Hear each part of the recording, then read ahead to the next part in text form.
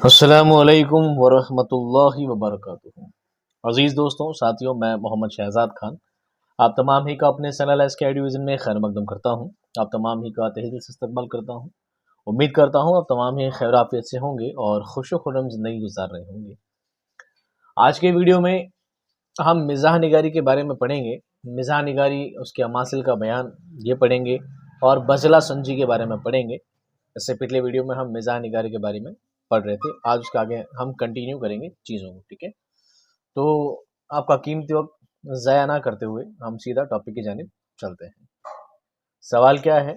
سوال آپ کے سامنے لکھا ہے، مزاح اور اس کے اماثل کا بیان کرتے ہوئے مزاح نگاری کے عناصر کی وضاحت کیجیے، یا بزلہ سنجی اور مزاح کا تعلق واضح کیجیے۔ سوال یا بھی لکھا ہے میں نے، سوال کو اور بھی گھما پھرا کر پوچھا جا سکتا ہے 5 طریقے سے 10 طریقے سے، لیکن آلموسٹ سب کا جواب لگ بھگ یہی رہتا ہے، ٹھیک ہے؟ جواب کیا لکھیں گے؟ آئیے جواب کی جانب۔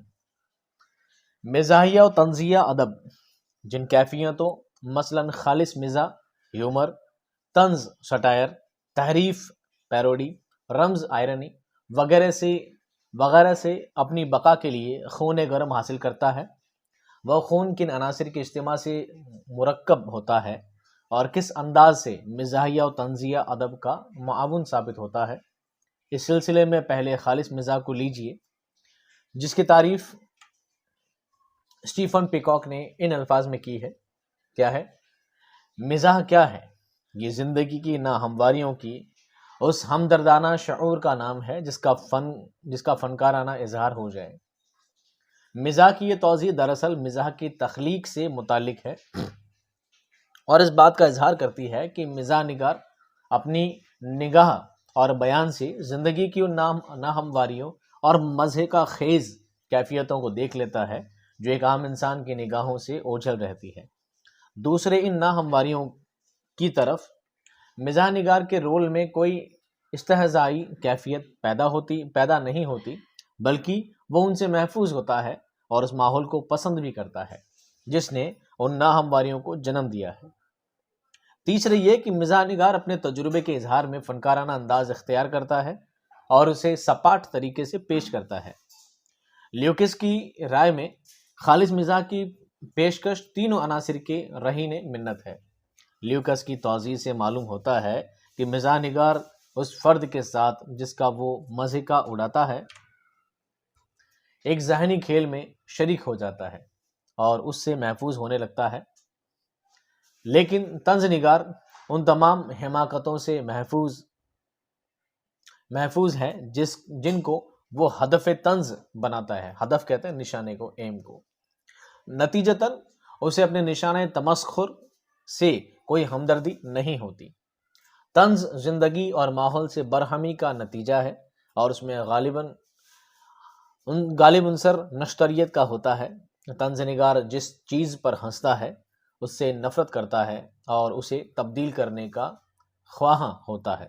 اس کے برعکس مزاح زندگی اور ماحول سے انس اور مفاہمت کی پیداوار ہے۔ مزاح نگار جس چیز پر ہنستا ہے اس سے محبت کرتا ہے اور اسے اپنے سینے سے چمٹا لینا چاہتا ہے۔ طنز نگار توڑتا ہے اور توڑنے کے دوران میں ایک فاتحانہ کہا لگاتا ہے، جبکہ مزاح نگار ہنسی سے ٹوٹے ہوئے تاروں کو جوڑتا ہے اور بڑے پیار سے ناہمواریوں کو پھکنے لگتا ہے۔ مزاح نگاری کے عناصر کیا عناصر جمع ہے عنصر یعنی تتو، ایلیمنٹس۔ پہلا ہے موازنہ، تلنا کرنا۔ مزاح نگاری اپنے نمود کے لیے جن عناصر کی رہین منت ہے ان میں ایک موازنہ، کمپیریزن ہے۔ دو چیزوں کی آپس میں بیک وقت مشابہت اور تضاد سے وہ ناہمواریاں پیدا ہوتی ہیں جو ہنسی کو بیدار کرنے میں مدد دیتی ہے۔ چنانچہ مزاح نگار اس حربے سے مزاح کی تخلیق کے لیے بدرجہ اتم فائدہ اٹھاتا ہے۔ عام زندگی میں موازنہ کی مثال کسی شریر آئینے کا وہ عکس ہے جو کسی فرد کے حلیے کو مزے کا خیز حد تک بگاڑ دیتا ہے۔ 19ویں صدی کے انگریزی ادب میں خالص مزاح کا فروغ اور جدید اردو ادب میں طنز کار رواج اس نقطے کی روشنی میں واضح ہوتا ہے۔ اردو ادب میں کنہیا لال کپور کی کتاب چنگ و رباب ایک جملہ شیخ سعدی سے شیخ چلی تک اس کی نمایاں مثال ہے۔ اس کی تخلیق میں اس مشابہت اور تضاد نے بیک وقت وجود میں حصہ لیا ہے۔ دوسرا ہے بزلہ سنجی، جسے وٹ کہا جاتا ہے۔ مزاح نگاری کا دوسرا کارآمد حربہ زبان و بیان کی بازیگری ہے۔ لفظی بازیگری سے مزاح پیدا کرنے کے لیے کئی طریق ہیں، جن میں شاید سب سے پرانا طریق تکرار ریپیٹیشن ہے، مگر اس ضمن میں جس طریقے کو ازمنہ قدیم سے اہمیت حاصل ہے، ازمنہ جمع ہے زمانے کی، ٹھیک ہے، ازمنہ قدیم سے یعنی پرانے زمانے سے اہمیت حاصل ہے، وہ رعایت لفظی وٹ کے نام سے مشہور ہے۔ رعایت لفظی کا مقصد یہ ہے کہ لفظ کو اس انداز سے استعمال کیا جائے کہ ناظر کو اس لفظ کے دو مختلف مطالب کا احساس ہو۔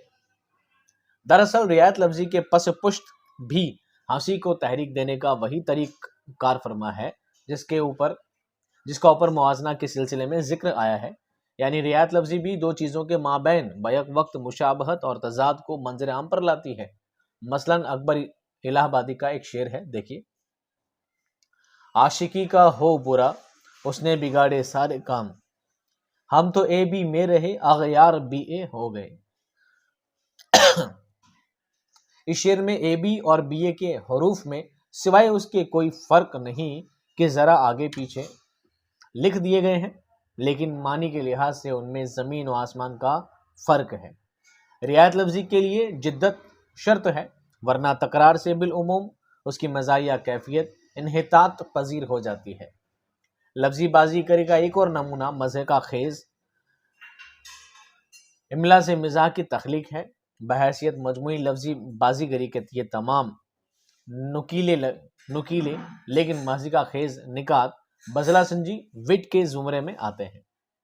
چنانچہ بزلہ سنجی یا وٹ کے بنیادی مزاج کو گرفت میں لینا مقصود ہو تو یہ کہا جا سکتا ہے کہ وٹ دو مختلف اشیاء میں ایک چبھتی ہوئی مشابہت کو بڑے شریر انداز میں اس طرح اچانک دریافت کر کے پیش کر دیتی ہے کہ ان اشیاء کے ربط باہم کی ناہمواری ابھر کر سطح پر آ جاتی ہے اور اسی کو تحریک دینے لگتی ہے۔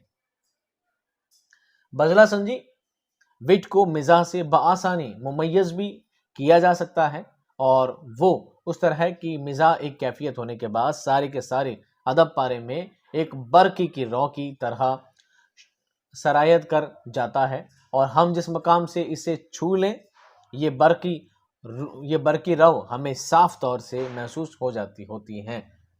چنانچہ مزاح کو بزلہ سنجی وٹ علیحدہ کر کے دکھانا بہت مشکل ہے۔ دوسری طرف بزلہ سنجی کا رشتہ الفاظ کے ساتھ اس قدر مضبوط ہوتا ہے کہ مزاح کے برعکس یہ علیحدہ کر کے بھی دکھائی جا سکتی ہے۔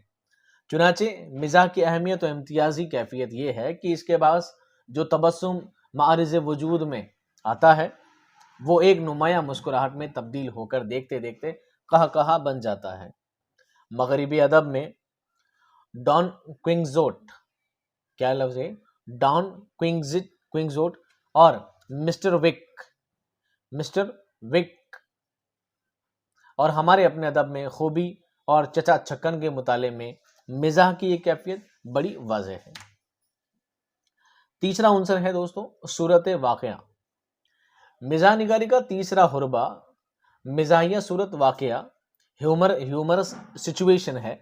مزاحیہ صورت واقعہ تین اہم عناصر کے رہین منت ہوتی ہے: ناہمواریوں کی اچانک پیدائش، الجھن میں اسیر انسان کے مقابلے میں ناظر کا احساس برتری، اور یہ تسکین دہ احساس کہ اسے واقعے میں صدمے یا دکھ کا پہلو موجود نہیں۔ مزاحیہ صورت واقعہ کی کامیابی اس بات میں ہے کہ یہ شعوری کاوش کا رہین منت نہ ہو، بلکہ از خود حالات و واقعات کی ایک مخصوص نہج یا کردار کی مخصوص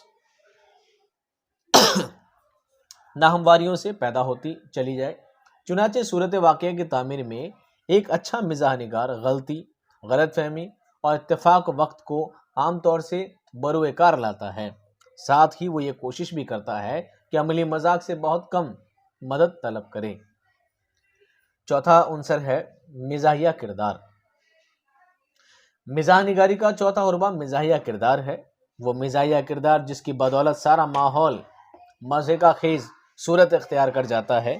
بے شک مزاحیہ کردار کو نمایاں کرنے کے لیے پہلے ایک مناسب ماحول پیش کرنا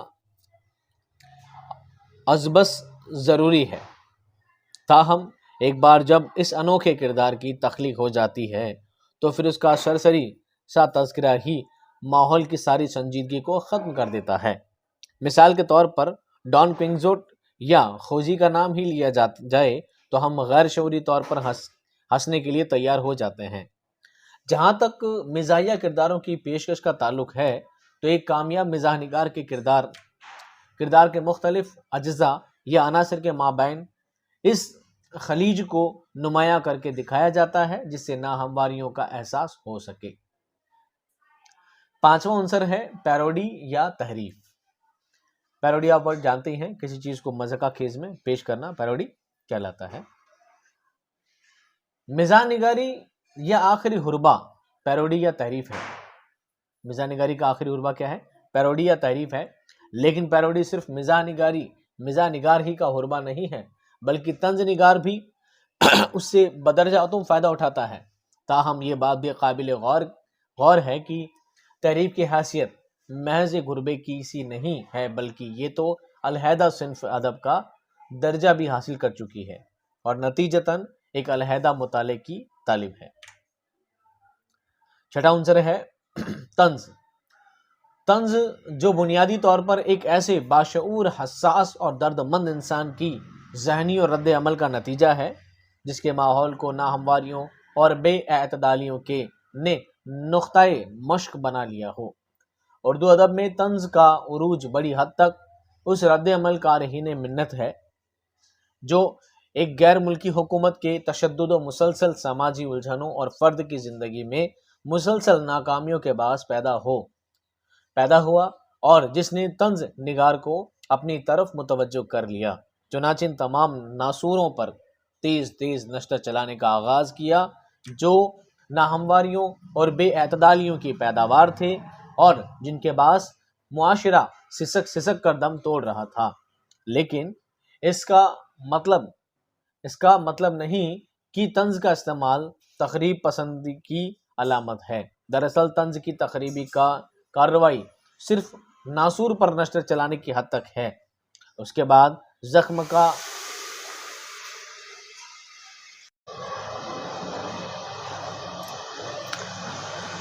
لیکن اس کا مطلب نہیں کہ طنز کا استعمال تخریب پسندی کی علامت ہے۔ دراصل طنز کی تخریبی کارروائی صرف ناسور پر نشر چلانے کی حد تک ہے، اس کے بعد زخم کا مندمل ہو جانا اور فرد یا سوسائٹی کا اپنے مرض سے نجات حاصل کر لینا یقیناً اس کا بہت بڑا تعمیری کارنامہ ہے۔ لیکن طنز کے لیے ضروری ہے کہ یہ مزاح سے بیگانہ نہ ہو بلکہ کونین کو شکر میں لپیٹ کر پیش کرے۔ دوسرے پردہ دری اور عیب جوئی کرتے وقت لطیف فنکارانہ پیرائی اظہار اختیار کرے۔ تیسرے کسی خاص فرد کے عیوب کی پردہ دری کو زندگی اور سماج کی عالمگیر ناہمواریوں کی پردہ دری کا وسیلہ بنائے۔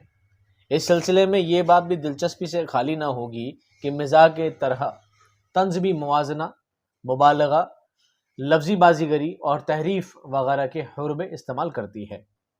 لیکن ساتھ ہی یہ بھی حقیقت ہے کہ مزاح کے برعکس طنز میں نشتریت کا پہلو ضرور غالب رہتا ہے اور میں اپنے نشانی تمسخر کے خلاف نفرت کے جذبات کا اظہار ضرور کرتی ہے۔ ساتواں اور آخری حربہ ہے رمز، جسے آئرنی کہا جاتا ہے۔ مزاح اور اس کی اماثل کی یہ بحث طنز و مزاح کے قبیلے کے آخری رکن کا تذکرہ کیے بغیر شاید تشنہ رہ جائے۔ یہاں اشارہ اس صنف ادب کی طرف ہے جسے اصطلاح عام میں رمز آئرنی کہتے ہیں، اور جو تحریف کا کامیاب حربہ یعنی مبالغہ کے برعکس کم بیانی کا سہارا لے کر اپنے مقصد میں کامیابی حاصل کرتی ہے۔ آج رمز ادب میں ایک مستقل اور اہم مقام حاصل کر چکی ہے، اور اس کا طریقہ کار یہ ہے کہ مخالف کے دلائل، نظریات اور طریق استدلال بظاہر تسلیم کر کے یوں بیان کیے جائیں کہ اس کے کمزور پہلو نمایاں ہو کر سامنے آ جائیں۔ چنانچہ بظاہر یہ کسی شے کا نہایت سنجیدگی اور عقیدت سے ذکر کرتی ہے اور اس سے مکمل اتفاق کرتی ہے، لیکن در پردہ اس کی جڑیں بڑی تیزی سے کاٹی جاتی ہیں۔ یہاں پر آپ کا ویڈیو ہوتا ہے کمپلیٹ۔ نیکسٹ ویڈیو میں ہم پڑھیں گے اردو شاعری میں طنز و مزاح کے آغاز اور ارتقاء کا مفصل جائزہ اور بیان۔ کافی ڈیٹیلڈ ویڈیو ہے اور بہت زیادہ لینگتھی ویڈیو ہے، نیکسٹ ویڈیو جو ہمارا ہے۔